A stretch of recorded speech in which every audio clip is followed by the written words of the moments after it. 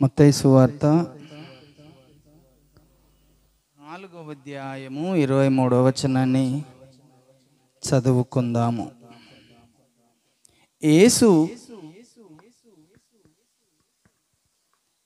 యేసు వారి సమాజ మందిరములలో బోధించుచు దేవుని రాజ్యమును గూర్చిన సువార్తను ప్రకటించుచు ప్రజలలోని ప్రతి వ్యాధిని రోగమును స్వస్థపరచుచు గలిలయ అందంతటా సంచరించెను. దేవుని బిడ్డలారా, ఈ చదువుకున్న వచనాన్ని మనం ఒక్కసారి ఆలోచన చేద్దాం, పరీక్షించుదాం. యేసు ప్రభుల వారు ఈ లోకములోకి శరీరధారిగా వచ్చి ఉన్నాడు అన్నాడు. అంటే యేసు ప్రభు ఈ లోకములో శరీరధారిగా రాకమునుపు ఆయన లేడా? ఆయన ఈ లోకానికి శరీరధారిగా రాకమునుపు ఆయన లేడా? అంటే ఆయన ఉన్నాడు. ఎక్కడున్నాడు? ఏ విధంగా ఉన్నాడు? ఆయన ఏ విధంగా ఎక్కడ నివసిస్తున్నాడు? ఆయన శరీరమును ధరించుకొని ఈ లోకానికి వచ్చినప్పుడు మనకందరికీ కనబడ్డాడు, కానీ ఆయన ఈ లోకములోకి రాక మునుపు లేడా? అంటే ఉన్నాడు. ఆయన ఎక్కడున్నాడు? ఏ విధంగా ఉన్నాడు? ఈరోజు మనం కూడా ఒక ప్రశ్న వేసుకుందాం. మనమందరం కూడా ఈ లోకానికి ఒక రోజు వచ్చాం. ఈ లోకానికి రాక మునుపు మనము లేమా? ఈ లోకానికి రాక మునుపు మనము కూడా ఉన్నాము. మనము ఎక్కడున్నాము కదండి? ఈ లోకానికి మనము కూడా ఒక శరీరమును ధరించుకొని తల్లి గర్భం ద్వారా ఈ లోకానికి వచ్చాము. మరి తల్లి గర్భములో రూపింపబడక మునుపు, ఈ శరీరం మనకు రాక మునుపు మనం ఎక్కడున్నాం కదండి? ఈ లోకానికి రాక మునుపు మనము కూడా అందరం ఉన్నాము. మనము ఉన్నటువంటి స్థితి ఒకటి ఉంది. అది భూమి యొక్క అగాధ స్థలములో మనం ఉన్నామట. భూమి క్రింది భాగములో అగాధ స్థలములో మనందరము సృజించబడ్డాము. ఆత్మలుగా ఉన్నాము అప్పుడు మనం. కనుకనే 139వ కీర్తన ఆ వచన భాగాన్ని ఒకసారి గుర్తు చేసుకుందాము. 139వ కీర్తన 14వ వచనం. నీవు నన్ను కలగజేసిన విధమును చూడగా భయమును ఆశ్చర్యము నాకు పుట్టుచున్నవి. అందును బట్టి నేను నీ కృతజ్ఞతాస్తుతులు చెల్లించుచున్నాను. నీ కార్యములు ఆశ్చర్యములు, ఆ సంగతి నాకు బాగుగా తెలిసి ఉన్నది. నేను రహస్యమందు పుట్టిన నాడు భూమి యొక్క అగాధ స్థలములలో విచిత్రముగా నిర్మింపబడిన నాడు నాకు కలిగిన ఎముకలను నీకు మరుగై ఉండలేదు అన్నాడు. భూమి యొక్క అగాధ స్థలములో మనం ఒకప్పుడు సృజించబడ్డాము, నిర్మాణం చేయబడ్డాం. ఈ లోకానికి రాక మునుపు ఆయన ఎఫెసీ పత్రిక 1వ అధ్యాయము 4వ వచనం కూడా చూద్దాం. ఎట్లనగా తన ప్రియుని యందు తాను ఉచితముగా మనకు అనుగ్రహించిన తన కృపా మైశ్వర్యమునకు కీర్తి కలుగునట్లు తన చిత్త ప్రకారమైన దయా సంకల్పము చొప్పున యేసుక్రీస్తు ద్వారా తనకు కుమారులుగా స్వీకరించుటకై మనలను ముందుగా తన కోసము నిర్ణయించుకొని మనము తన ఎదుట పరిశుద్ధులముగాను నిర్దోషులమునై ఉండవలెనని జగత్తు పునాది వేయబడక మునిపే ప్రేమ చేత ఆయన క్రీస్తులో మనలను ఏర్పరచుకొనెను. హల్లెలూయా. జగత్తు పునాది వేయబడక మునిపే అంటే జగత్తు అంటే ఈ సృష్టి, ఈ భూమి కాస్త సృజించబడక మునిపే మనమందరము దేవునికి పిల్లలము కావాలని, ఆయన ఎదుట మనం నిర్దోషులముగాను నిష్కలంకులుగాను పరిశుద్ధులుగాను ఉండాలని, దేవుని రాజ్యంలో మనం ఉండాలని, ఈ జగత్తు పునాది వేయబడక మునిపే ఆయన మనలను ముందుగా నిర్ణయించుకొని ఏర్పాటు చేసుకున్నాడట. కనుక దేవుని యొక్క ఏర్పాటులో ఉన్నటువంటి వారు మాత్రమే ఆయన దగ్గరికి వస్తారు, ఆయన రాజ్యమునకు వారసులైతారు. ఇక్కడ మనం తెలుసుకోవలసిన సత్యం ఏంటిదంటే, యేసు ప్రభుల వారు ఒక చక్కటి విషయాన్ని ఈరోజు మనకు తెలియజేశాడు. దేవుని రాజ్య సువార్తను ఆయన ప్రకటిస్తున్నాడట. అసలు దేవుని రాజ్యం అంటే ఏమిటి, దేవుడు అంటే ఎవరు? ఈరోజు ఇది తెలియక ఈ భూమి మీద ఉన్న మనుషులు రకరకాల పద్ధతులను అవలంబిస్తున్నారు, రకరకాల మార్గాలను సిద్ధపాటు చేసుకుంటున్నారు. మనుషులు కల్పించే పద్ధతులను కల్పించుకొని ఆ మనుషుల కల్పించుకున్న పద్ధతులే మాకు ప్రాముఖ్యములని వారు భూమి మీద నడుస్తున్నారు, జీవిస్తున్నారు. కనుకనే మనుషులు కల్పించుకునే పద్ధతులు కొన్ని ఉన్నాయి, దేవుడు కల్పించే పద్ధతులు కొన్ని ఉన్నాయి. కనుక దేవుని రాజ్యము అని అంటే దేవుడు ఎవరో మనకు ముందుగా తెలియాలి. దేవుణ్ణి మనము తయారు చేయలేమండి. ఎప్పుడే కానీ గుర్తుంచుకోవలసిన సత్యం ఏంటిదంటే, దేవుణ్ణి మనము తయారు చేయలేము, దేవుడు మనలను తయారు చేస్తున్నాడు. దేవుడు మనల్ని సృష్టిస్తున్నాడు తప్ప మనము దేవుణ్ణి సృష్టించలేము. దేవుణ్ణి మనం ఏమని సృష్టించగలుగుతాము? ఆయన రూపము ఎప్పుడైనా ఎవరైనా చూశారా? ఆయన ఆకారాన్ని ఎవరైనా చూశారా? ఆయన ఎత్తు ఎంతనో, ఆయన పొడుగెంతనో, ఆయన వైశాల్యం ఎంతనో, ఆయన కన్నులు ఎంతనో, ఆయన కాళ్ళు ఎలాగుంటాయో, ఆయన రూపం ఎలాగుంటుందో ఎవరైనా చూశారా? ఎవ్వరు ఎప్పుడు దేవుణ్ణి చూడలేరు.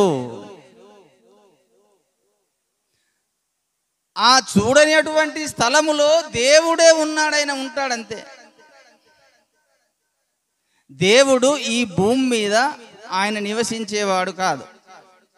ఎందుకంటే ఒక రోజు ఈ భూమి పంచభూతములన్నీ లయమైపోతాయి. అంటే అప్పుడు దేవుడు కూడా లయమైపోతాడు అన్నట్టే కదా. కనుక దేవుడు భూమి మీద ఉండలేడు. దేవుని నివాసం అంటూ ఒకటి ఉన్నది, దేవుడు నివసించే లోకం ఒకటి ఉన్నది. దేవుడు నివసించే లోకము అది ఈ భూమి మీద లేదు.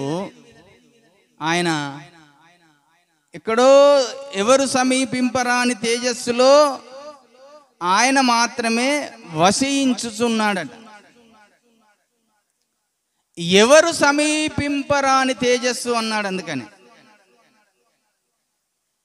తిమోతి మొదటి పత్రిక 6వ అధ్యాయము 15వ వచనము, శ్రీమంతుడును అద్వితీయుడునగు సర్వాధిపతి యుక్త కాలములయందు ఆ ప్రత్యక్షత కనపరచును. ఆ సర్వాధిపతి రాజులకు రాజును ప్రభువులకు ప్రభువునై ఉన్నాడు. సమీపింపరాని తేజస్సులో ఆయన మాత్రమే వసించుచు అమరత్వము గలవాడై ఉన్నాడు. మనుషులలో ఎవడును ఆయనను చూడలేదు, ఎవడును చూడనేరడు. ఆయనకు ఘనతయు శాశ్వతమైన ప్రభావమును కలిగి ఉండునుగాక. ఆమేన్. ఏ మనుషులలో ఎవరు ఎప్పుడు చూడలేడు ఆయనను. సమీపింపరాని తేజస్సులో ఉన్నాడట. మళ్ళీ ఇంకా ఆ తేజస్సులో ఆయన ఏ విధంగా ఉన్నాడు? ఇదే తిమోతి పత్రిక 1వ అధ్యాయం 17వ వచనంలో, సకల యుగములలో రాజయ్యుండి అక్షయుడును అదృశ్యుడునగు అద్వితీయ దేవునికి ఘనతయు మహిమయు యుగ యుగములు కలుగునుగాక ఆమేన్ అన్నాడు. సకల యుగాలలో ఉన్నాడు ఆయన. ఆయన అక్షయుడుగా ఉన్నాడు, అదృశ్యుడుగా ఉన్నాడు. ఆ అక్షయుడు అదృశ్యుడు అనగానే కనబడినటువంటి తేజస్సులో, మహిమలో మరణము లేనివాడుగా అక్షయుడు అంటే నిరంతరము జీవించేవాడు. ఆ నిరంతరము జీవించుకుంటూ సకల యుగములలో అన్నాడు. మళ్ళీ యుగములు అనగా ఎన్ని యుగములైతే ఉన్నాయో అన్ని యుగాలలో ఆయన అలాగనే ఉంటాడు తప్ప యుగానికి ఒక విధంగా మారే దేవుడు కాదు. నువ్వు ఏ యుగమన్నా చూడు, ఆ యుగములో ఆయన అలాగనే ఉంటాడు. అంటే యుగము అనేటువంటి దానికి ఎన్ని సంవత్సరములు అంటే ఒక యుగం అవుతుంది అంటే దానికి లెక్క ఎవరు కూడా చెప్పరు. మన మనుషులు ఈ లోకంలో పెట్టుకున్నారు కొన్ని పద్ధతులు. కృతాయుగమని, త్రేతాయుగమని, ద్వాపార యుగమని, కలియుగమని ఈ 4 యుగాలు మాత్రమే పెట్టుకున్నారు. అంటే యుగమునకు ఎన్ని సంవత్సరములు, ఎన్ని తరములు అంటే దాని లెక్క ఎవరు కూడా చెప్పరు. కానీ దేవుని లెక్క, మానవుని లెక్క వ్యత్యాసం ఉంటుంది. దేవుని దృష్టికి ఒక దినము 1000 సంవత్సరములాట. 1000 సంవత్సరములు ఒక దినం వల్ల దేవుని లెక్క. కనుక మన లెక్కలేమో 24 గంటలు అయితే ఒక దినము కదండి, 30 దినములైతే ఒక నెల, 365 దినాలు అయితే ఒక సంవత్సరం అని మనం లెక్కలు కట్టుకుంటాం. కనుక మానవుని యొక్క ఈ భూమి మీద ఉన్నటువంటి లెక్కకు దేవుని లెక్కకు చాలా వ్యత్యాసం ఉంటుంది కదండి. కనుక ఒక యుగము అని అనగానే మనం అర్థం చేసుకోవలసిన ఒక ముఖ్యమైన పాయింట్ ఏంటిదంటే, దేవుడు ఒక సృష్టిని కలగజేసి ఆ సృష్టిని అంతమైపోయిన తర్వాత మరి ఒక కొత్త సృష్టి చేసేదానికి ఒక యుగము అంటాడు దేవుని దృష్టిలో. ఒక యుగాన్ని అనగానే మన దేవుని లెక్క ఎట్లుంటుందంటే, ఒకప్పుడు ఈ భూమి మీద మానవ జాతి అనేది లేదు. దేవదూతలకు సంబంధించినటువంటి యుగం ఒకటి ఉన్నది. ఆ దేవదూతల యుగము అంతమైపోయి ఆ దేవదూతల యుగము ఆరంభమై దాన్ని అంతం చేసినప్పుడు ఒక యుగము గడిచిపోయింది. ఇప్పుడు భూమి మీద మానవ యుగం వచ్చేసింది. మానవ జాతిని దేవుడు సృజించడం మొదలుపెట్టాడు. ఈ మానవ జాతి యుగము ఆదాము, మొదటి మనుషుడైన ఆదాము ద్వారా ఆరంభమైంది. చివరికి ఈ యుగం కూడా అంతమైపోతుంది. ఒక రోజు అంతమైపోతుంది.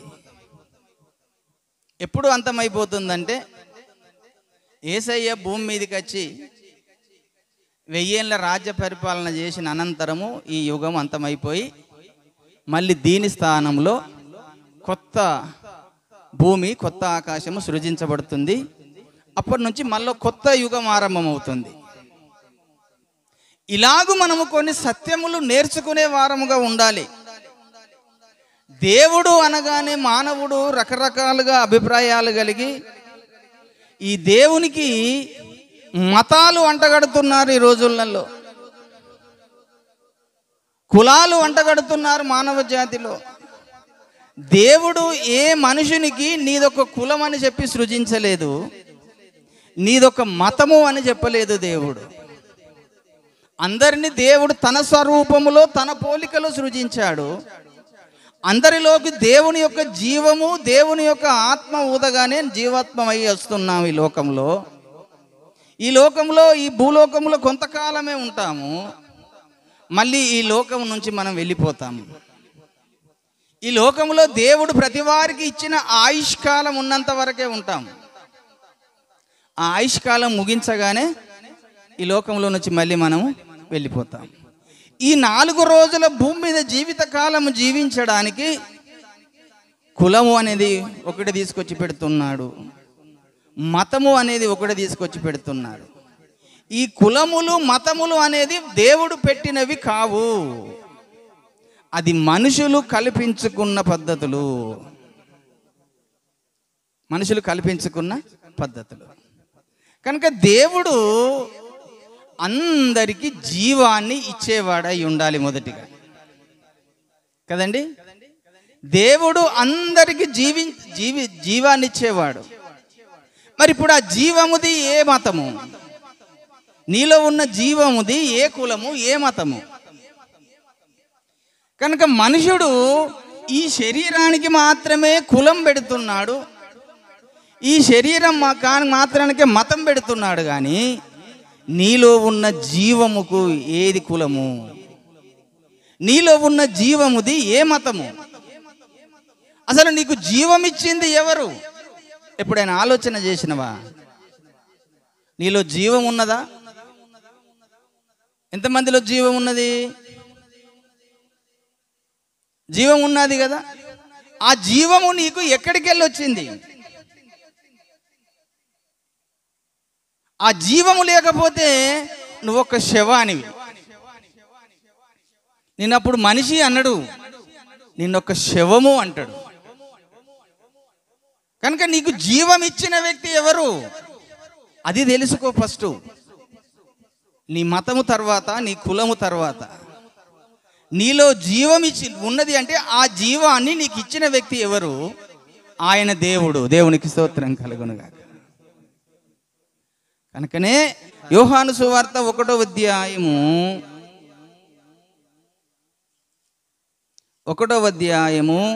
4వ వచనం చదువుతున్నాను, చూడండి.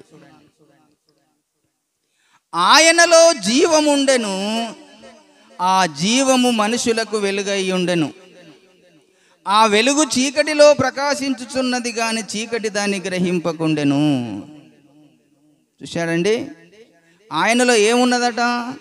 జీవముండ. ఈయన ఎవరు అని చూస్తే మొదటి వచనం చదివితే, ఆది అందు వాక్యముండెను, వాక్యము దేవుని యొద్దై ఉండెను, వాక్యము దేవుడై ఉండెను, ఆయన ఆది అందు దేవుని యొద్దై ఉండెను, సమస్తమును ఆయన మూలముగా కలిగెను, కలిగి ఉన్నదేదియు ఆయన లేకుండా కలగలేదు. ఆది యందు వాక్యము ఉండెను, వాక్యము దేవుని యొద్దై ఉండెను, వాక్యము దేవుడై ఉండెను అని చెప్పుకున్నాడు. ఆయనలో జీవం ఉన్నదట, ఆ జీవము మనుషులకు వెలుగై ఉన్నది అని చెప్పాడు. ఇంకొక వచ్చిన భాగాన్ని కూడా చూద్దాం. అపోస్తుల కార్యములు 17వ అధ్యాయము 24వ వచనం. జగత్తును అందలి సమస్తమును నిర్మించిన దేవుడు తానే ఆకాశమునకును భూమికిని ప్రభువై ఉన్నందున హస్తకృత్యములైన ఆలయములలో నివసింపడు. ఆయన అందరికీ జీవమును ఊపిరిని సమస్తమును దయచేయువాడు గనుక తనకు ఏదైనను కొదువగా ఉన్నట్లు మనుషుల చేతులతో సేవింపబడువాడు కాడు. ఆయన అందరికి ఏమి ఇచ్చిండట? జీవమును ఇచ్చాడు, సమస్తమును ఇచ్చాడు. అందుకని జగత్తును అందలి సమస్తమును సృజించిన దేవుడు తానే భూమికిని ఆకాశమునకు ప్రభువై ఉన్నాడట. కనుక హస్తకృతములైన ఆలయములో ఆయన నివసింపడు అన్నాడు. హస్తకృతములంటే మనుషుల చేతులతో కట్టబడుతున్న ఆలయాలలో ఆయన నివసించేవాడు కాదు కానీ ఆయన చేత సృజించబడిన వారిలో నివసిస్తాడు. దేవునికి స్తోత్రం కలుగునుగాక. మనము హస్తకృతములైన ఆలయముతో మనం ఎన్ని కట్టినా ఆయన అందులో నివసించడు. కానీ ఆయన చేతులారా కట్టుకున్న వారు కొన్ని ఆలయాలు ఉన్నాయి, ఆ ఆలయాలు మాత్రం ఆయన నివసిస్తాడు. దేవునికి స్తోత్రం కలుగునుగాక. కనుక దేవుడు అందరికీ జీవమును ఊపిరిని సమస్తమును దయచేవాడు. ఇప్పుడు నీ జీవమునకు ఆధారం ఎవరు? నీ జీవం నీలోనికి ఎక్కడికి వెళ్ళి వచ్చింది? నీ ఆత్మ నీలోకి ఎక్కడికి వెళ్ళి వచ్చింది? నీ జీవము నీలో నుంచి వెళ్ళిపోయిన తర్వాత అప్పుడు నీది ఏ కులం అవుతుంది? అప్పుడు నీది ఏ మతం అవుతుంది? అప్పుడు నువ్వు మనిషిగానే నేను లెక్కలోకి తీసుకోరు, నీ ఒక్క శవం అని లెక్కలోకి తీసుకెళ్ళి పాతి పెడతారట. కనుక మనుషుడు అజ్ఞానంలో ఉన్నాడు, చీకటిలో ఉన్నాడు, వెలుగును గ్రహించలేకపోతున్నాడు, వెలుగును తెలుసుకోలేకపోతున్నాడు. ఈ విశ్వంలో రెండు శక్తులు ఉన్నాయండి, ఒకటి దేవుడు, ఒకటి దయ్యం. రెండు శక్తులు ఉన్నాయి. ఒకటి వెలుగు ఉంది, ఒకటి చీకటి ఉన్నది, ఒకటి మంచి ఉన్నది, ఒకటి చెడు ఉన్నది. కనుక వెలుగు మంచి చేసే వ్యక్తి దేవుడు, చెడు చేసే వ్యక్తి దయ్యం. అందరికీ జీవం ఇచ్చేది దేవుడు, ఆ జీవాన్ని నాశనం చేసేది దయ్యం. అందరికీ మేలు చేసేది దేవుడు, కీడు చేసేది దయ్యం. ఇట్లా మనం చెప్పుకుంటూ వెళ్తే సత్యం ఉన్నది, అసత్యం ఉన్నది. సత్యం అంటే దేవుడు, అబద్ధం అంటే దయ్యం కదండి. కనుకనే ఇవన్నీ ఉన్నాయి. కనుకనే దేవుడు యేసయ్య ఈ లోకంలో ఉన్నప్పుడు దేవుని రాజ్య సువార్తను ప్రకటించడం మొదలుపెట్టాడు ఈ లోకంలో. నేను మీకు అందరికీ జీవాన్ని ఇచ్చానయ్యా, నేను మిమ్మల్ని సృష్టించాను, నేను మీకు ఈ లోకంలో కొంతకాలం మేము పంపించాను, కానీ కొంతకాలం అయిన తర్వాత మీరు ఈ లోకాన్ని విడిచిన తర్వాత దేవుని రాజ్యమును స్వతంత్రించుకొనడానికి కొరకే యేసయ్య ఈ భూమి మీదికి శరీరము ధరించుకొని రావలసి వచ్చింది. ఆయన రాకపోతే దేవుని రాజ్యము ఏ విధంగా ఉంటుందో ఎవరికి తెలియదు. దేవుని రాజ్యము ఏ విధంగా కట్టబడుతుందో కూడా తెలియదు. నిత్య జీవం అంటూ ఒకటి ఉన్నదని ఎవరికి తెలియదు. తెలియకనే అందరూ నిత్య నాశనంలోకి వెళ్తున్నారు, నిత్య మరణంలోకి వెళ్తున్నారు, పాపములోకి వెళ్తున్నారు, పాపపు క్రియలు చేస్తున్నారు, పాపములోనే బ్రతుకుతున్నారు, పాపములోనే చచ్చిపోతున్నారు. కనుక ఈ యొక్క తను సృజించిన బిడ్డలు ఎవరు కూడా పాపము చేసి ఆ నరకానికి వెళ్ళకుండా దేవుని రాజ్యములోకి రావాలనే ఆయన ఈ లోకమునకు శరీరము ధరించుకొని వచ్చి దేవుని రాజ్య సువార్తను ప్రకటిస్తూ వచ్చాడట. ఇప్పుడు దేవుని రాజ్యము ఎక్కడ ఉన్నది? ఒక చిన్న విషయాన్ని మనం క్లారిటీ చేసుకుందాం ఈరోజు. దేవుని రాజ్యం ఉన్నది, అంధకార రాజ్యం ఉన్నది, సాతాన్ రాజ్యం కూడా ఉన్నది, చీకటి రాజ్యం కూడా ఉన్నది. కనుక దేవుని రాజ్యము పరలోక రాజ్యము ఒకటేనా, వేరువేరా? ప్రశ్న ఈరోజు. పరలోక రాజ్యము దేవుని రాజ్యము ఒకటేనా, వేరువేరా?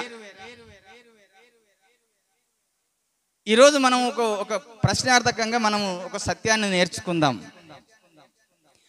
దేవుని రాజ్యం అంటే ఏమిటి, పరలోక రాజ్యం అంటే ఏమిటి? లేదా దేవుని రాజ్యము పరలోక రాజ్యం ఒకటేనా?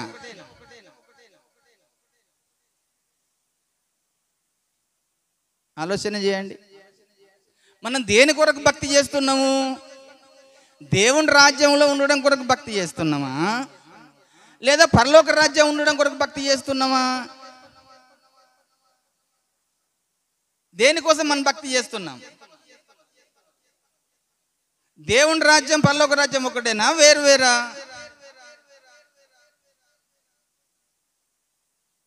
ఇప్పుడు సప్పుడు ఎత్తలేరు వాళ్ళు. ఒకటే అనేవారు చేయలేవటండి. ఈ సంకేతాలు నాకు అర్థం కావాలి. దేవుని రాజ్యం పరలోక రాజ్యం ఒకటే అనేవారు చేతులు లేవటండి. పోనీ దేవుని రాజ్యం వేరు పరలోక రాజ్యం వేరు అనేవారు చేయలేవటండి.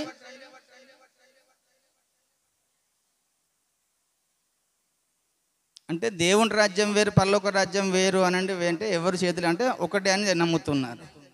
సరే, హల్లెలూయా. ఇప్పుడు దేవుని రాజ్యం ఎక్కడున్నది? పరలోక రాజ్యం ఎక్కడున్నది? రెండు ఒకటే అన్నారు కదా. కొన్ని వచనాలు మనం ఆధారం చేసుకుందాం, ఈరోజు నేర్చుకుందాం కదండి. అందరూ కూడా మీ మొట్టమొదటిసారిగా మార్కు సువార్త 5వ అధ్యాయము తీయండి, 30వ వచనం. మరియు ఆయన ఇట్లనెను, దేవుని రాజ్యమును ఎట్లు పోల్చెదను, ఏ ఉపమానముతో దానిని ఉపమించెదము అన్నాడు. అంటే యేసయ్య ఈ లోకములకు ఉన్నప్పుడు నేను దేవుని రాజ్యమును గురించి మీతో ఏ విధంగా చెప్పాలి, ఏ విధంగా మీకు ఏ ఉపమానం చెప్పి మేము దేవుని రాజ్యం గురించి మీకు తెలియజేయాలి అని ఇక్కడ ఒక లూకా సువార్త 18వ అధ్యాయము 16వ వచనం చదువుతున్నాను. అయితే యేసు వారిని తన యొద్దకు పిలిచి, ఈ చిన్న బిడ్డలను ఆటంకపరచక వారిని నా యొద్దకు రానియ్యుడి, దేవుని రాజ్యము ఇలాంటి వారిది. ఎలాంటి వారిదట? చిన్న బిడ్డలను ఆటంకపరచకూడి వాని యొద్ద రానండి, దేవుని ఇలాంటి వారిది. చిన్న బిడ్డ వలె దేవుని రాజ్యము అంగీకరింపని వాడు దానిలో ఎంత మాత్రమును ప్రవేశింపడని మీతో నిశ్చయముగా చెప్పుచున్నాను అన్నాడు. అంటే చిన్న బిడ్డల్ని మీరు ఆటంకపరచకండి. ఒకరోజు యేసుప్రభు ఈ లోకంలో ఉన్నప్పుడు చిన్నపిల్లలందరూ కూడా అక్కడక్కడ యేసయ్య దగ్గరికి వస్తుంటే కొంతమంది అద్దు, మీరు ఆయన దగ్గరికి వెళ్ళొద్దు అని కొంతమంది ఆటంకపరిచారట చిన్నపిల్లలను. యేసుప్రభు వారిని చూసి అంటున్నాడు, ఎందుకు వారిని ఆటంకపరుస్తున్నారు? ఈ చిన్నపిల్లలు నా యొద్దకు రానియ్యండి. చిన్నపిల్ల లాంటి మనసు కలిగిన వారే దేవుని రాజ్యానికి వారసులు అని అక్కడనేమో ఏమి ఉపమానము చెప్పి దేవుని రాజ్యం మీకు తెలియజేస్తున్నాడు. ఇక్కడనేమో చిన్న బిడ్డల వలె ఉండండి అని ఒక చిన్న బిడ్డల్ని మనకు ఉదాహరణగా చూపిస్తున్నాడు. అంటే చిన్నపిల్లలే అలాంటి వారే దేవుని రాజ్యంలో ఉంటారు అని మనకు ఒక గుర్తు తెలియజేశాడు. ఇందులోనే 29వ వచనం చదువుతున్నాను, 18:29లో. ఆయన దేవుని రాజ్యము నిమిత్తమై ఇంటినైనను, భార్యనైనను, అన్నదమ్ములనైనను, తల్లిదండ్రులనైనను, పిల్లలనైనను విడిచిపెట్టిన వాడెవడును ఇహమందు చాలా రేట్లను, పరమందు నిత్య జీవము పొందకపోడని నిశ్చయముగా మీతో చెప్పుచున్నానని వారితో అనెను. ఇక్కడ ఒక మాట చెప్పాడు, దేవుని రాజ్యమును గురించి మీరు ఏమేమి విడిచిపెట్టాలో ఇవన్నీ విడిచిపెడితే మీరు ఆ దేవుని రాజ్యంలో అనేకములు సంపాదించుకుంటారని అక్కడ ఒక మాట చెప్పాడు దేవుని రాజ్యం గురించి. ఇప్పుడు దేవుని రాజ్యము గురించి కొన్ని మాటలు చెప్పాడు, అలాగనే పరలోక రాజ్యం గురించి కూడా కొన్ని మాటలు చెప్పాడు. మళ్ళీ అది కూడా మనం గుర్తుంచుకోవాలి. పరలోక రాజ్యం గురించి కూడా కొన్ని మాటలు యేసుప్రభు చెప్పాడు. మత్తయి సువార్త 25వ అధ్యాయం 1వ వచనం చూడండి. పరలోక రాజ్యము తమ దివిటీలను పట్టుకొని పెళ్లి కుమారుని ఎదుర్కొనుటకు బయలుదేరిన 10 మంది కన్యకలను పోలి ఉన్నది అని ఒక ఉపమానము చెప్తూ వచ్చాడు. పరలోక రాజ్యం అని ఇక్కడ ఎందుకు వాడాడు? అక్కడనేమో దేవుని రాజ్యం అని ఎందుకు వాడాడు కదండి? ఇదే మత్తయి సువార్త 13వ అధ్యాయంలో 44వ వచనం చదువుతున్నాను. పరలోక రాజ్యము పొలములో దాచబడిన ధనమును పోలి ఉన్నది అన్నాడు. 44. 45లో పరలోక రాజ్యము మంచి విత్తనమును ముత్యములను కొన వెతుకుచున్న వర్తకుని పోలి ఉన్నది అన్నాడు. 47వ అధ్యాయంలో మరియు పరలోక రాజ్యము సముద్రములో వేయబడిన నానా విధమైన చేపలను పట్టిన వలను పోలి ఉన్నది అన్నాడు.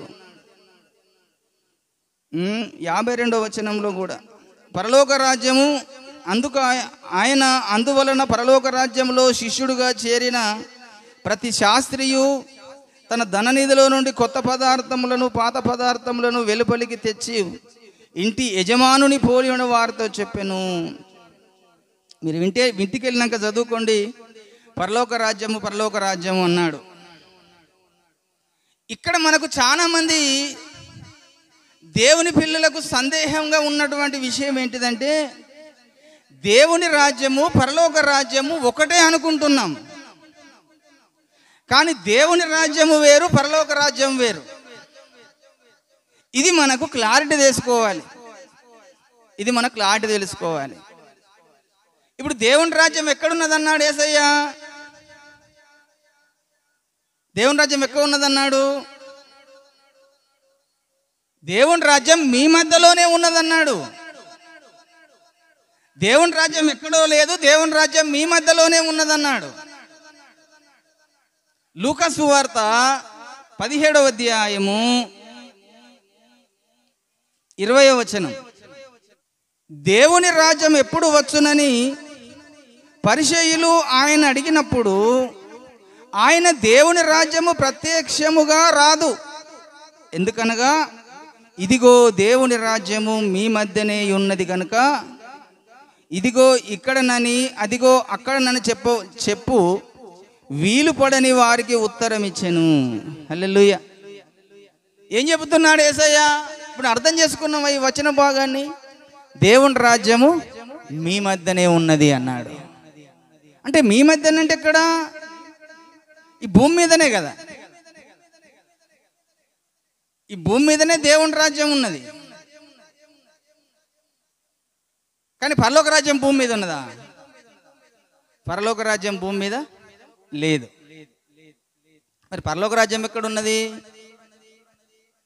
పరలోక రాజ్యము ఎక్కడో ఆకాశ మహాకాశములు దాటి అక్కడెక్కడో పరలోక రాజ్యం ఉన్నదట. ఆ పరలోక రాజ్యంలోకి వెళ్ళాలంటే యోహాను గారు దానికి సాక్ష్యం చెప్తున్నాడు. ప్రకటన గ్రంథం 4వ అధ్యాయంలోకి రండి. ఇప్పుడు 2వ వచనం. వెంటనే నేను ఆత్మవశుడనైతిని, అదిగో పరలోకమందు ఒక సింహాసనము వేయబడి ఉండెను, సింహాసమునందు ఒకడు ఆసీనుడై ఉండెను, ఆసీనుడైన వాడు దృష్టికి సూర్యకాంత పద్మరాగములను పోలినవాడు, మరకత వలె ప్రకాశించుచున్నటువంటి ప్రకాశించు మేఘధనస్సు సింహాసనమును ఆవరించి ఉండెను. సింహాసనము చుట్టూ 24 సింహాసనములు ఉండెను. ఆ సింహాసనముందు 24 పెద్దలు తెల్లని వస్త్రములు ధరించుకొని తన తలల మీద సువర్ణ కిరీటములు పెట్టుకున్న వారై కూర్చుండిరి. ఆ సింహాసనములో నుండి మెరుపులు, ధ్వనులు, ఉరుములు బయలు వెళ్ళుచుండెను.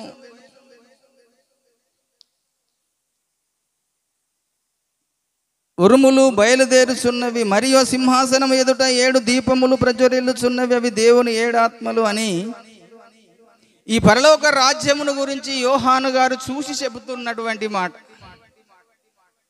కనుక పరలోక రాజ్యము వేరు, దేవుని రాజ్యము వేరు. పరలోక రాజ్యము ఈ భూమి మీద లేదండి. భూమి మీద పరలోక రాజ్యం లేదు కనుకనే దేవుని రాజ్యం మీ మధ్యలోనే ఉన్నదన్నాడు యేసయ్య. అనుకోండి. ఇంకొక విషయాన్ని మనం గుర్తు చేసుకుంటే మత్తయి సువార్త 26వ అధ్యాయము 29 చదువుతున్నాను. నా తండ్రి రాజ్యములో మీతో కూడా నేను ఈ ద్రాక్ష రసము కొత్తదిగా తాగు దినం వరకు ఇకను దాన్ని త్రాగనని మీతో చెప్పుచున్నానెను అన్నాడు. నా తండ్రి రాజ్యములో అన్నాడు. ఇప్పుడు తండ్రి రాజ్యం ఎక్కడ? పరలోక రాజ్యం కదండి.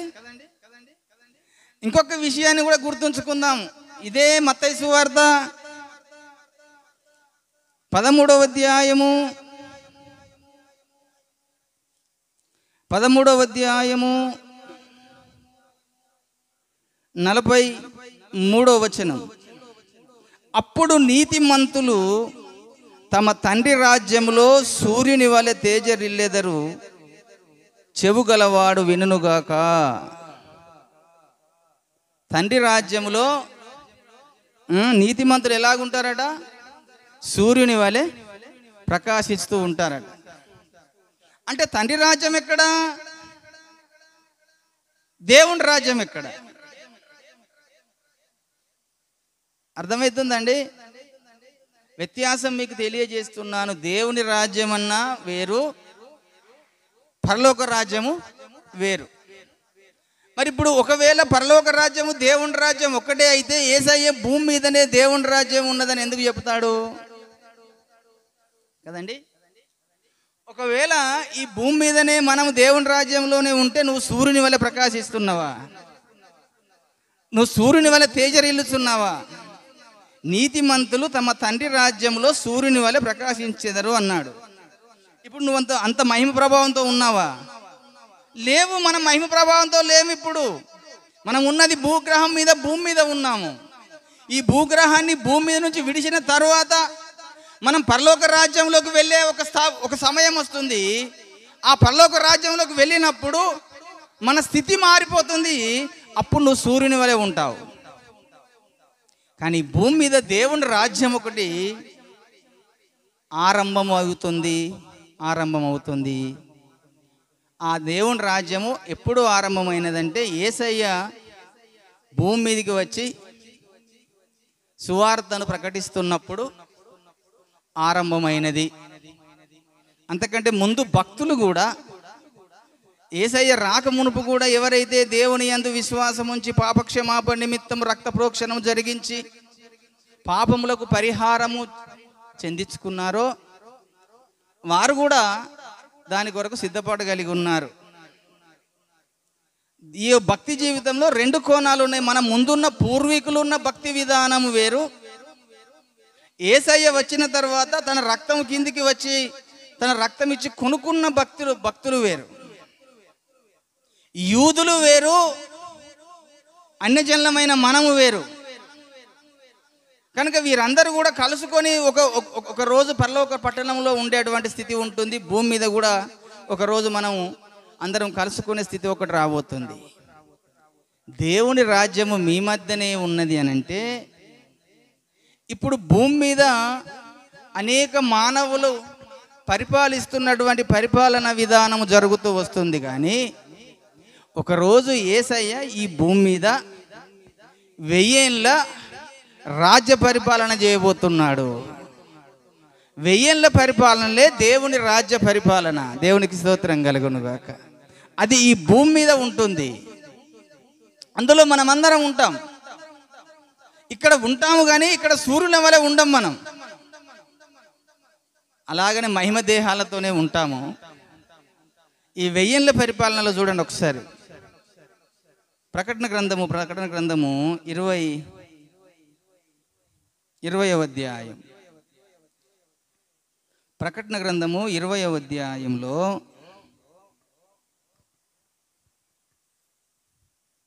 5వ వచనం 4 చదువుతున్నాను. అంతట సింహాసనములను చూసి తిని వాటి మీద ఆసీనులై ఉండు వారికి విమర్శ చేయుటకు అధికారం ఇయ్యబడెను. మరియు క్రూర మృగమునకైనను దాని ప్రతిమకైనను నమస్కారము చేయక తమ నొసళ్ళ యందు గాని చేతుల యందు గాని దాని ముద్ర వేయించుకొనని వారిని యేసు విషయమై తామిచ్చిన సాక్ష్యము నిమిత్తమును దేవుని వాక్యము నిమిత్తము చిరఛేదనము చేయబడిన వారి ఆత్మలను చూసి తిని వారు బ్రతికిన వారై 1000 సంవత్సరములు క్రీస్తుతో కూడా రాజ్యము చేసిరి. దేవునికి స్తోత్రం కలుగునుగా. ఇప్పుడు క్లారిటీ వచ్చిందండి. దేవుని రాజ్యం ఏంటిదో? క్రీస్తుతో కూడా 1000 సంవత్సరములు రాజ్యము చేసిరి. ఈ భూమి మీద 1000 ఏళ్ల పరిపాలన జరిగించడమే దేవుని రాజ్యం. ఆ తర్వాత ఇంకా కూడా చూడండి, కింద చదువుతున్నాను. ఆ 1000 సంవత్సరములు గడుచు వరకు కడమ మృతులు బ్రతకలేదు. ఇదియే మొదటి పునరుత్థానము. ఈ మొదటి పునరుత్థానమును పాలుగలవారు ధన్యులు పరిశుద్ధులనై ఉందురు. ఇట్టి వారి మీద రెండవ మరణమునకు అధికారము లేదు. వీరు దేవునికిని క్రీస్తునకు యాజకులై క్రీస్తుతో కూడా 1000 సంవత్సరములు రాజ్యము చేయుదురు. దేవునికి స్తోత్రం కలుగునుగాక. క్రీస్తుతో కూడా 1000 సంవత్సరములు రాజ్యము చేస్తారు, రాజ్యాధికారము చేస్తారు. వీరు నీతిమంతులు. వీరు క్రీస్తు కొరకు ఈ భూమి మీద బ్రతికి చనిపోయి మళ్ళా లేపబడేవారు. అంటే దేవుని రాజ్యములో దేవుని పిల్లలదే అధికారము. ఆ కింది వచ్చే 7వ వచనం చదువుతాడు. 1000 సంవత్సరములు గడిచిన తర్వాత సాతాను తాను ఉన్న చెలుని మళ్ళీ విడిపించబడతాడట. అంటే సాతాను అనేవారు ఒకడు ఉన్నాడు. 1000 సంవత్సరములు గడిచేంత వరకు వాడు అగాధములో దేవుడు వాడిని బంధిస్తాడు. ఆ 1000 సంవత్సరములు గడిచిన తర్వాత వాడు మళ్ళీ విడిపించబడతాడు. ఆ విడిపించబడదు అప్పుడు దేవుడు పరలోకములో నుంచి అగ్నిని పంపించి వాని దూతలందరినీ లయం చేసి వాని పట్టి అగ్ని గంధకముల గుండంలోకి తీసుకెళ్తాడు. అప్పుడు ఈ భూమి మీద ఉన్నటువంటి మానవులు దేవుడు ఈ భూమి మీద సృజించిన సృష్టి క్రమం అంతా కూడా అంతమైపోతుంది. అప్పుడు పంచభూతములు సైతం లయమైపోతాయి. అప్పుడు ఈ మానవ జాతి యుగము పూర్తిగా అంతమైపోతుంది. అప్పుడు మనము ఈ లోకంలో దేవుని రాజ్యంలో ఉన్న ప్రజలమైన మనము మార్పు చెందుకొని పరలోక రాజ్యంలోకి, తండ్రి రాజ్యంలోకి సూర్యుని వలె ప్రకాశించడానికి వెళ్తాం. కనుక పరలోక రాజ్యంలో ఉండేటువంటి మహిమ తేజస్సు వేరు, ఈ భూమి మీద ఉండేటువంటి మహిమ తేజస్సు విధానం వేరు. కనుకనే యేసయ్యది కూడా ఈ లోకంలో మానవ శరీరం ధరించుకొని వచ్చినప్పుడు మరణం పొందడానికి ఉన్న శరీర విధానం వేరు. ఆయన మళ్ళీ చనిపోయి 3వ దినమున లేచి 40 దినములు అందరికీ అగుపడ్డప్పుడు కనబడినటువంటి దేహ విధానం మహిమ వేరు. ఆయన అందరూ చూస్తుండగానే ఆరోహణమై మేఘముల మీద వెళ్ళిపోయినప్పుడు మహిమ విధానం వేరు. పరలోకములోకి వెళ్ళిన తర్వాత యోహాను గారు అతనికి దర్శనమిచ్చి యోహాను గారు చూస్తున్నప్పుడు అతనికి కనబడ్డ మహిమ విధానం వేరు. దేవునికి స్తోత్రం కలుగునుగాక. అంటే పరలోకములో యోహాను గారు వెళ్ళినప్పుడు యేసయ్య దర్శనం ఇచ్చినప్పుడు ఆ మహిమ విధానం వేరు. ఆ మహిమ ఏ విధంగా ఉన్నదన్నాడు. అందుకనే ప్రకటన గ్రంథం 1వ అధ్యాయము 12వ వచనం నుంచి చదువుచున్నాను. 1:12. ఇది వినగా నాతో మాటలాడుచున్న స్వరమేమిటో అని చూడ తిరగగా 7 సువర్ణ దీపస్తంభములను, ఆ దీపస్తంభముల మధ్యను మనుష్య కుమారుని పోలిన ఒకనిని చూసి తిని, ఆయన తన పాదముల మట్టునకు దిగుచున్న వస్త్రము ధరించుకొని రొమ్ము నాకు బంగారు దట్టి కట్టుకొని ఉండెను. ఆయన తలయు తల వెంట్రుకలను తెల్లని ఉన్నిని పోలినవై ఇమమంత ధవలముగా ఉండెను. ఆయన నేత్రములు అగ్ని జ్వాలల వలె ఉండెను. ఆయన పాదములు కొలిమిలో పుటము వేయబడి మెరియుచున్న అపరంజితో సమానమై ఉండెను. ఆయన కంఠస్వరము విస్తార జల ప్రవాహముల ధ్వని వలె ఉండెను.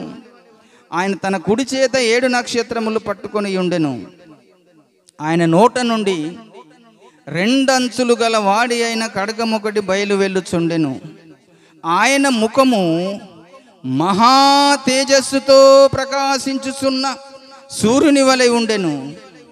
నేను ఆయనను చూడగానే చచ్చిన వాని వలె ఆయన పాదముల యొద్ద పడి తిని, ఆయన తన కుడి చేతిని నా మీద ఉంచి నాతో ఇట్లనెను, భయపడకుము, నేను మొదటివాడను కడపటివాడను జీవించువాడను, మృతుడనైతిని గాని ఇదిగో యుగ యుగములు సజీవుడనై ఉన్నాను, మరియు మరణము యొక్కయు పాతాళ లోకము యొక్కయు తాళపు చెవులు నా స్వాధీనములో ఉన్నవి అన్నాడు. దేవునికి స్తోత్రం కలుగునుగాక. అక్కడ ఆయన ముఖ తేజస్సు ఏ విధంగా ఉన్నదట? సూర్యుని వలె ప్రకాశిస్తూ ఉన్నదట. రొమ్మునకు బంగారు దట్టి కట్టుకొని ఉన్నాడు.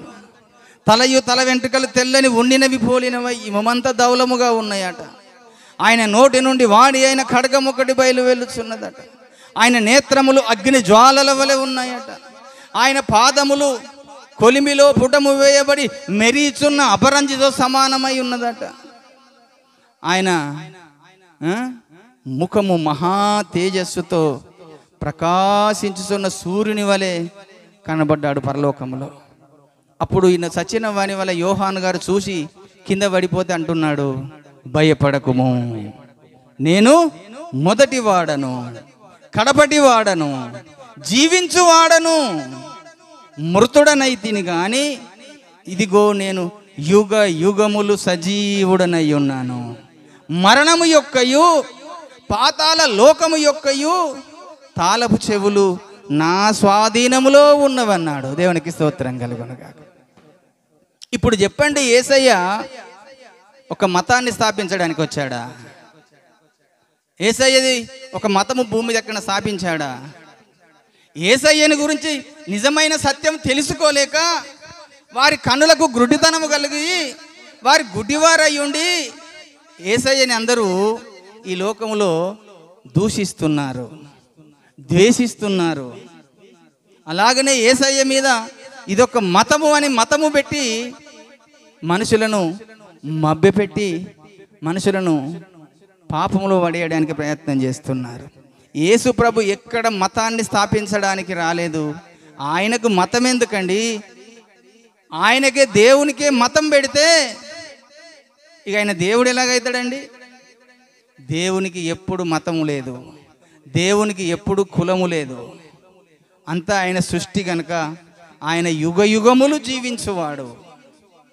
ఆ పరలోకములోకి వెళ్ళిన ఆ మహిమ తేజస్సు ఆయన ఏ విధంగా కనబడ్డదో ఈ భూమి మీద ఉన్న తన ప్రజలు తన భూమి మీద అంగీకరించి మారు మనసు పొంది బాప్తిసం పొంది ఈ భూమి మీద దేవుని రాజ్యంలో ఉండడం కొరకు దేవుడు ఏర్పాటు చేసుకున్నాడు. ఆ 1000 సంవత్సరముల పరిపాలన దేవుని పిల్లలు దేవుని రాజ్యంలో రాజుల వలె ఉండి అధికారం చేస్తారు. ఈ 1000 సంవత్సరములు గడిచిన తర్వాత ఈ కొత్త ఆకాశం కొత్త భూమి మళ్ళీ సృజించబోతుంది. ఈ భూమి అంతమైపోతుంది, పంచభూతములు లయమైపోతాయి. అప్పుడు మన స్థితిగతులు కూడా మారిపోతాయి. మనము కూడా తండ్రి రాజ్యంలో సూర్యుని వలె ప్రకాశించేటువంటి విధానంలోకి మారిపోతాం. అది క్రైస్తవుడు నేర్చుకున్న సత్యము. క్రైస్తవుడు దాని కొరకు బ్రతుకుతున్నారు కానీ ఈ భూమి మీద బతకడం కొరకు కాదు. క్రైస్తవునికి కులము లేదు, క్రైస్తవునికి మతము లేదు. దేవుని రాజ్యమునకు వారసులము కావాలని భక్తి చేయిస్తున్నాము. దేవునితో పాటు యుగ యుగాలు దేవుని రాజ్యంలో ఉండాలని భక్తి చేయిస్తున్నాము. అయ్యో మీరు కూడా నరక కూపంలోకి వెళ్ళొద్దు, అగ్నిగుండంలోకి వెళ్ళొద్దు, చీకటి రాజ్యంలోకి వెళ్ళొద్దు అని ప్రజలకు మేలుగా సువార్త చెప్పుతున్నాం. మీ మేలు కోరి అది వింటే విను, లేకుంటే లేదు. వారిని కొట్టే అధికారం నీకెక్కడిది? చంపే అధికారం నీకెవడిచ్చాడు? నువ్వు అనుకుంటున్నావేమో ఇప్పుడు ఈ భూమి మీద మాకు అధికారం ఉన్నది, మేము కొడతాము చంపుతామని. కానీ రేపు ఆ దేవుడు ఊరుకోడు. దేవుని పిల్లలని ముట్టుకుంటే దేవుణ్ణి ముట్టుకున్నట్టే. కానీ దేవుడు రేపు నీకు విధించే శిక్ష ఉంటుంది చూడు, ఆ శిక్షను నువ్వు ఘోరాది ఘోరంగా అనుభవిస్తావు. ఏ కాలమందైనా చూడండి, దేవుని పిల్లల మీద చేతులేసి దేవుని బిడ్డల్ని ముట్టుకున్న వాని పుట్టగతులు లేకుండా దేవుడు చేసుకుంటూ వచ్చాడు. దేవుని ప్రజలను హింసించిన వారికి వారి తరము ముందు వారి తర్వాత వారి పిల్లల తరములలో ఘోరాతి ఘోరమైన హింసకు గురి చేశాడు. కనుక క్రైస్తవుల జోలికి ఎవరు కూడా వెళ్ళకండి. ఇష్టమైతే క్రైస్తవులను ప్రేమించండి, లేదంటే మానేయండి. అంతేగాని మతం పేరుతో మతం ముసుగులో ఉండి మాది ఈ మతము మాది ఆ మతము, మేము ఈ దేశంలో ఉన్నాం కనుక మాది ఇది ఈ హిందూ మతము, మాది బౌద్ధ మతము, మాది చైనా మతము, మాది మేము జైనీలము, మేము సిక్కులము అని మనం మతాలు పెట్టుకొని వేరే భక్తి చేయిస్తున్న వారిని హింసలకు గురి చేయకండి. మీరు అనుకుంటారేమో మేము చేస్తున్నామని ఇప్పుడు, కానీ రేపు మీకుంటుంది ఒక భయంకరమైన శిక్ష. అది దేవుడు వేస్తాడు, మేము వెయ్యలేము. క్రైస్తవులు ఎవరి జోలికి పోయి ఎవరిని మీద మేము కొట్టలేము, ఎవరిని మేము నిందించలేము. మా దేవుడు మాకు నేర్పించింది అది. నిన్ను వల్ల నీ పొరుగు వారిని ప్రేమించమన్నాడు తప్ప ద్వేషించమని చెప్పలేదు. నిన్ను హింసించు వారి కొరకు ప్రార్థన చేయమన్నాడే తప్ప మళ్ళీ తిరిగి వారిని కొట్టుమని చెప్పలేదు. పగ తీర్చుకోవడము మా దేవుని పని అన్నాడు. అందుకని ఆయనకు అప్పచెప్పుతాం, ఊకుంటాం అంతే. ఆయన చూసుకుంటాడు అందరిని. కనుక దేవుని బిడ్డలారా, మనము దేవుని రాజ్యంలో 1000 ఏళ్ల పరిపాలన దేవుని రాజ్యంలో ఉండాలి. ఈ రాజ్యమును విడిచిన తర్వాత మళ్ళీ పరలోక రాజ్యంలో తండ్రి రాజ్యంలో ఉండాలి. దాని కొరకే మనం భక్తి చేయిస్తున్నాము, దాని కొరకే ఈ లోకంలో మనము జీవిస్తున్నాం, నడుస్తున్నాము. మనం చేసిందల్లా ఒకటే, నీతిమంతులుగా నడుచుకునే ప్రయత్నం చేయండి. ఏమాత్రం పాపపు కోణంలోకి వెళ్ళకండి. దేవుని రాకడ అతి సమీపంగా ఉన్నది, దగ్గర పడుతుంది. కనుక దేవుని పిల్లలమని చెప్పుకునే మనము పాపముతో సంబంధం పెట్టుకోకుండా పాపానికి దూరంగా పారిపోండి అన్నాడు. ఆ పాపపు క్రియలు చేసేవారు అన్నిటినీ కోల్పోతారు. దేవుని రాజ్యం కోల్పోతారు, పరలోక రాజ్యం కోల్పోతారు, నిత్య నరకాగ్నిలోకి వెళ్తారు, చీకటి అగాధములోకి వెళ్ళిపోతారట. అందులో యుగ యుగాలు నీ ఆత్మ చావకుండా నువ్వు ఏడుస్తూనే ఉంటావు, యుగ యుగాలు ఏడుస్తుంటావు. అయ్యో నేను ఇంత హింస చేశాను దేవుని బిడ్డలని అని నువ్వు ఏడుస్తూనే ఉంటావు. ఇప్పుడు కొంతమంది దేవుని బిడ్డలను, సేవకులను చూసి ఎంగేంగా మాట్లాడుతున్నారు, చులకనగా మాట్లాడుతున్నారు. నువ్వు అనుకుంటున్నావేమో ఇప్పుడు నీకు మంచిగా. ఇప్పుడు క్రైస్తవులను కొంతమంది పనిగట్టుకొని దూషిస్తున్నారు, సేవకులను దూషిస్తున్నారు. ఎందుకు? వాళ్ళకు అలా దూషించకపోతే వాళ్ళకు డబ్బులు రావు. ఈ లోకంలో బ్రతకడం కొరకు నీవు క్రైస్తవులను దూషిస్తున్నావేమో, కానీ రేపు నీ శరీరాన్ని నువ్వు విడిచిన తర్వాత నీ ఆత్మ నీ జీవానికి ఉంటుంది. దేవుని దగ్గర ఒక నిత్య తీర్పు ఉంటుంది. అక్కడ నీ ఆత్మ చచ్చిపోదు, నీ జీవం చచ్చిపోకుండా యుగ యుగాలు నువ్వు అక్కడ కాలుతుంటే అప్పుడు నీకు గుర్తొస్తుంది. కనుక దయచేసి దేవుని పిల్లలారా, దేవుని సంగమ, దేవుని జనాంగం మీద ఎవరు కూడా వారిని దూషించకండి, ద్వేషించకండి. దేవుని రాజ్యము కొరకు ఎలా సంపాదించుకోవాలో నేర్చుకోనండి. దేవుని రాజ్యమునకు వెళ్ళాలంటే ఒకటే ఒక మాట చెప్పాడు యేసు ప్రభు. ఆ ఒక్క మాటను చూసుకొని మనం ముగించుకుందాము. మొత్తం యోహాను సువార్త 3వ అధ్యాయంలో 5వ వచనంలో ఒక మాట చదువుకొని మనం ముగించుకుందాం. ఆ దేవుని రాజ్యంకు వెళ్ళాలంటే మనం చేయవలసిన పని ఒకటి చెప్పాడు యేసు ప్రభు ఈ లోకంలో ఉండగా. యోహాను సువార్త 3వ అధ్యాయం 5వ వచనంలో యేసు ఇట్లా, నేను ఒకడు నీటి మూలముగాను ఆత్మ మూలముగాను జన్మించితేనే గాని దేవుని రాజ్యములో ప్రవేశింపలేడని నీతో నిశ్చయముగా చెప్పుచున్నాను. శరీర మూలముగా జన్మించినది శరీరమును, ఆత్మ మూలంగా జన్మించినది ఆత్మయునయ్యున్నది. మీరు క్రొత్తగా జన్మించవాలని నేను మీతో చెప్పినందుకు ఆశ్చర్యపడవద్దు. కదండి, శరీర మూలంగా జన్మించినది శరీరము, ఆత్మ మూలంగా జన్మించినది ఆత్మ. కనుకనే నీ ఆత్మ నీటి మూలంగా జన్మించాలి, ఆత్మ మూలంగా జన్మిస్తేనే నువ్వు దేవుని రాజ్యంలో ఉంటావన్నాడు. నువ్వు అలా జన్మించకుండా నువ్వు ఎన్ని రకాలుగా ఈ భూలోకంలో నువ్వు నీతి క్రియలు చేసినా, మంచి క్రియలు చేసినా, ఆ తర్వాత నువ్వెన్ని రకాలుగా అనాథలను ఆదరించినా, దిక్కులేని వారిని ఆదరించినా, ఎన్ని రకాలుగా నువ్వు మంచి కార్యాలు చేసి అనాథలకు బట్టలు పెట్టి, ఎన్ని రకాలుగా ఆహారం పెట్టి, నువ్వెన్ని నీతి క్రియలు చేసినా, ఎన్ని మంచి క్రియలు చేసినా దేవుని రాజ్యమునకు పోవు. కానీ దేవుడు చెప్పిన మాట ఒకటి, నువ్వు నీటి మూలంగా ఆత్మ మూలంగా జన్మించితే దేవుని రాజ్యంలో ఉంటావు. అది నువ్వు తెలుసుకోవలసిన సత్యం. అది తెలుసుకోకుండా, అది పొందకుండా నువ్వెన్ని కార్యాలు చేసినా నీకు అది ప్రయోజనము ఏమి లేదు. కనుకనే శరీర మూలముగా పుట్టినది అన్నాడు. అందుకనే శరీర మూలంగా పుట్టినది శరీరం, ఆత్మ మూలంగా పుట్టినది ఆత్మ అన్నాడు ఆ మాట. కనుక శరీరం మూలంగా పుట్టేది శరీరం అయినప్పుడు, ఆత్మ మూలంగా పుట్టేది ఆత్మ. నువ్వు దేవుని ఆత్మ చేత పుట్టితే అప్పుడు నీకు దేవుని రాజ్యంలో ఉండే ధన్యత, యోగ్యత దొరుకుతుంది. ఆ దేవుని రాజ్యంలోకి నువ్వు వెళ్ళాలి అనంటే మూలమెట్టు నీటి మూలంగా ఆత్మ మూలంగా జన్మించి దేవుని రాజ్యమును స్వతంత్రించుకో. అప్పుడు నువ్వు నిరంతరము యుగ యుగాలు ఆయన రాజ్యంలో ఉంటావు. ఈ భూలోకంలో రాజ్యంలో ఉంటావు, పరలోకంలో ఆయన రాజ్యంలో ఉంటావు, తండ్రి రాజ్యంలో ఉంటావు, కుమారు రాజ్యంలో ఉంటావు. దాని కొరకు మనం ముందుకు సాగుదాం. ఈ కొద్ది మాటలు దేవుడు దీవించునుగాక. ప్రార్థన చేసుకుందాం.